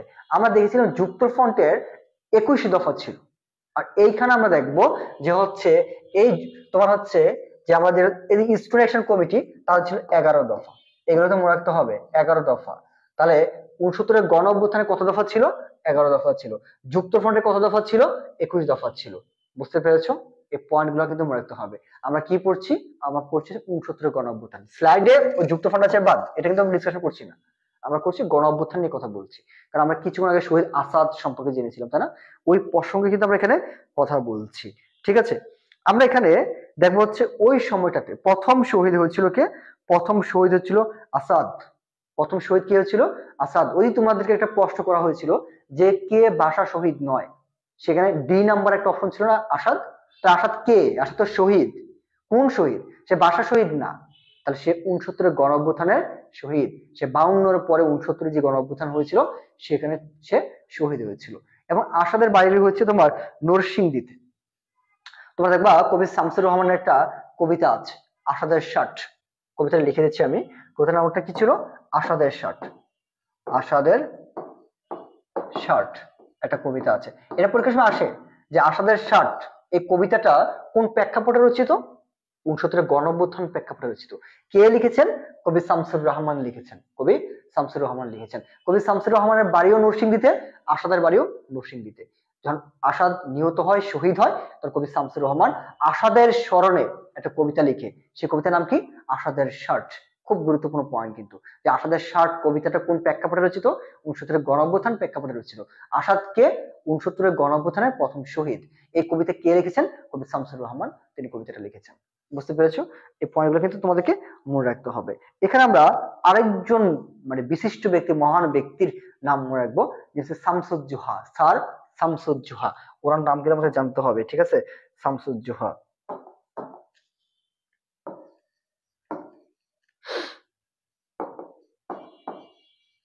শামসুজ্জোহা স্যার। এই শামসুজ্জোহা স্যার ছিল রাজশাহী বিশ্ববিদ্যালয়ের রসায়ন বিভাগের কেমিস্ট্রি ডিপার্টমেন্টের প্রফেসর। শামসুজ্জোহা স্যার, তিনি হচ্ছেন প্রথম বুদ্ধিজীবী শহীদ। এটা আসে প্রথম শহীদ বুদ্ধিজীবীকে? শামসুজ্জোহা। কে ছিলেন? মোহাম্মদ শামসুজ্জোহা। স্যার পুরো নাম হচ্ছে মোহাম্মদ শামসুজ্জোহা, প্রথম শহীদ বুদ্ধিজীবী। যখন জিকেতে প্রশ্ন হবে যে প্রথম শহীদ বুদ্ধিজীবীকে, মোহাম্মদ শামসুজ্জোহা। তিনি কে ছিলেন? তিনি রাজশাহী বিশ্ববিদ্যালয়ের রসায়ন বিভাগের অধ্যাপক ছিলেন। তিনি কবে কোথায় শহীদ হয়েছেন? তিনি 69 গণ অভ্যুত্থানের প্রেক্ষাপটে শহীদ হয়েছিলেন। এবং ছাত্র আন্দোলনে তিনি অনুপ্রেরণা ছিলেন। তিনি বলেছিলেন আজ আমার শরীর রক্তাক্ত, এরপর যদি আরেকটা গুলি আসে, সেই গুলি আমার ছাত্রের শরীরে লাগার আগে যাতে আমার শরীরে আসে। ঠিক তাই হয়েছিল। স্যার ওই সময় ছাত্রদেরকে সহায়তা করার জন্য ছাত্রদের পক্ষে দাঁড়িয়েছিলেন, এবং ফলাফল এই যে স্যার তখন তৎকালীন আইয়ুব শাসকের গুলিতে তিনি শহীদ হয়েছিলেন। সো স্যার শামসুজ্জোহাকে আমরা শ্রদ্ধার সাথে স্মরণ করি, এবং আমরা বিশ্বাস করি এরকম শিক্ষক দেশ ও জাতির জন্য আদর্শ এবং আমাদের অনুপ্রেরণার বাতিঘর। ঠিক আছে? তাহলে প্রথম শহীদ বুদ্ধিজীবীকে? স্যার শামসুজ্জোহা। কোন প্রেক্ষাপটে? 69 গণ অভ্যুত্থান প্রেক্ষাপটে। তাহলে 69 গণ অভ্যুত্থান কিন্তু খুব গুরুত্বপূর্ণ, এবং এখানে আমরা আসাদ সম্পর্কে যেমন জানবো, আমরা শামসুজ্জোহা স্যার সম্পর্কে জানবো। এই পয়েন্টগুলো কিন্তু ভেরি ভেরি ইম্পর্টেন্ট। আজকের ক্লাসে কিন্তু আমরা সেই বিষয়গুলো কিন্তু ডিসকাশন করার চেষ্টা করেছি, যে ক্লাসের মধ্যে শুধুমাত্র কোশ্চেন সলভ না। আমি তোমরা দেখতে পেয়েছো স্লাইডে কোশ্চেন ছিল 13টা, কিন্তু 13টা কোশ্চেন মানে তো ভাই ব্যাপারটা এরকম না যে আমি জাস্ট বলবো যে 1 খ 2 গ, এরকম না। ওই কোশ্চেনটাকে আমরা পোস্টমর্টেম করে ফেলবো, এখন অ্যানালাইসিস এমন ভাবে করব যাতে করে আমাদের ওই কোশ্চেন পরীক্ষা না আসলো, এর বাহিরে ওর আশেপাশে যে কোশ্চেন আসুন না কেন, যাতে আমরা সলভ করতে পারি। তো সেই ধারাবাহিকতা আজকে ক্লাসটি আমি চেষ্টা করছি তোমাদেরকে কোঅপারেট করার জন্য। আই হোপ তোমরা বেনিফিটেড হয়েছো। আর কথা ছিল যে হচ্ছে আমি মানে হচ্ছে এই উদ্ভাস প্লাস নার্সিং বইতে 3 জনের নাম মেনশন করব, কিন্তু I am sorry to say যে হচ্ছে মানে তোমরা সবাই প্রত্যেকটা স্টুডেন্ট এত মানে সবাই অ্যাক্টিভ ছিল, সবাই শেয়ার করেছে, সবাই কমেন্ট করেছো। আমি কোন 3 জন বলবো আমি জানি না, বাট প্রত্যেকটা স্টুডেন্ট নাম আমার এখানে আছে। তোমরা আগামীকাল ক্লাসে আসলে তোমাদেরকে সবাইকে বই দিয়ে দেওয়া হবে। চাও যে তোমরা আমাদের স্টুডেন্ট, তোমাদের সবাইকে একটা করে বই আমার কাছে নিয়ে যাবে, বা অফিস থেকে বই নিয়ে যাবে। কারণ 3 জন এখানে আইডেন্টিফাই করা ভেরি ভেরি ডিফিকাল্ট। আমি মাউন্ট স্যারের সাথে কথা বলবো, তোমরা যারা ছিলা তোমরা হচ্ছে এখানে এসে আমাদের বইটা নিয়ে যেতে পারো। ঠিক আছে? আর সবাইকে অনেক অনেক থ্যাঙ্কস পুরো ক্লাসটি মনোযোগ সহকারে করার জন্য। আর তোমরা ক্লাস শেষ করবো, আজকের ক্লাস সম্পর্কে তোমাদের অপিনিয়ন জানাতে পারো, যে ক্লাস কেমন ছিল, তোমার পরবর্তীতে কোন টপিক ক্লাস চাও, জাস্ট এতটুকু অপিনিয়ন জেনে আমি ক্লাসটা শেষ করে দেবো। ওকে অরণ্য, আজকের ক্লাস কেমন ছিল সেটা এক বাক্যে বলে ফেলতে পারো। ওকে, ক্লাস ভালো না লাগলে সেটাও বলতে পারো, স্যার ক্লাস ভালো লাগেনি, ভালো নেওয়ার চেষ্টা করব পরবর্তীতে। আর যদি ভালো লাগে তাহলে সেটাও বলতে পারো, এবং পরবর্তীতে কোন বিষয়ে ক্লাস চাও সেটা আমাকে জটপট কমেন্টে জানাতে পারো। ঠিক আছে? First, very first. Okay Murshida, তোমাকে অনেক thanks. Rakhi thank you, Aranya thanks, Akshi thank you so much. Okay okay, হ্যাঁ thank you Lincoln. Purnima thanks. Okay okay okay okay, Sadia, Sadia তোমার ভাইয়াকে নিয়ে এসো, ওকে কিটকেট দেবো। রূপা মন্ডল অনেক ভালো, thank you Rupa. Akshi very good sir, thank you. Lincoln, অনেক অনেক থ্যাঙ্কস। ওকে, কেয়া ইসলাম, কেয়া, ওকে ওয়েলকাম কেয়া। ওকে অরণ্য, আহ, নূপুর বিশ্বাস অনেক ভালো। Thank you. আমি কিন্তু অসুস্থ, আমি ক্লাসে আসার আগেও যারা এখানে সামনে ছিল দেখেছে আমি কি পরিমাণ, মানে আমার নাক দিয়ে হাঁচি আসছিল। আমি আমি ভাবতেও পারি যে আমি ক্লাস কিরকম করতে পারবো, কারণ ক্লাসের মাসে নাকের অ্যালার্জি আমার খুব যন্ত্রণা হয়, যেটাকে অ্যালার্জিক রাইনাইটিস বলে, হ্যাঁ খুব যন্ত্রণা সেটা। বাট ক্লাসটা আমি নিয়েছি শুধুমাত্র তোমাদের রেসপন্সের বেসিসে, আমার খুব ভালো লেগেছে। সো আশা করছি তোমাদের সাথে আমার ক্লাস, আরো অনেক ক্লাস হবে, আমরা একসাথে অনেক শিখবো, আড্ডা দেবো। এবং সাধারণ জ্ঞান আসলে কোনো পড়াশোনা না, সাধারণ জ্ঞান হচ্ছে একবার আড্ডা দেওয়া, গল্প করা, তাই না? তো আমরা এই গল্পে মেতে উঠবো, আমরা আড্ডা দেবো অনলাইনে অফলাইনে, যেখানেই থাকি। সাধারণ জ্ঞান আমাদের সাথে থাকবে, এবং সাধারণ জ্ঞানের সাথে আমিও তোমাদের সাথে থাকবো। সো তুমি, আমি, আমরা সবাই মিলে সাধারণ জ্ঞানের একটা মজলিস বানাবো। আমরা তোমাদের মজলিস শিখেছি না, আমাদের আরেকটা মজলিস হবে, সেটা হচ্ছে সাধারণ জ্ঞানের মজলিস। এবং ওই মজলিসে তোমাদের সবাইকে আমন্ত্রণ জানাচ্ছি, তোমাদেরকে সম্ভাষণ জানাচ্ছি, এবং তোমাদের সাথে থাকবো আমি মোহাম্মদ সজীব প্রধান, লেকচারার, সাধারণ জ্ঞান, উদ্ভাস প্লাস। তো তোমরা সবাই ভালো থেকো, সুস্থ থাকো, আর সরাসরি ক্লাসে দেখা হবে আগামীকাল। শুভরাত্রি।